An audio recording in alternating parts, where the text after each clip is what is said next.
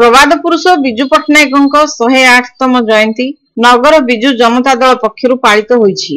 विजु पट्टनायक उद्देश्य सिंहद्वार सम्मुख में दीपदान करा जायतिला।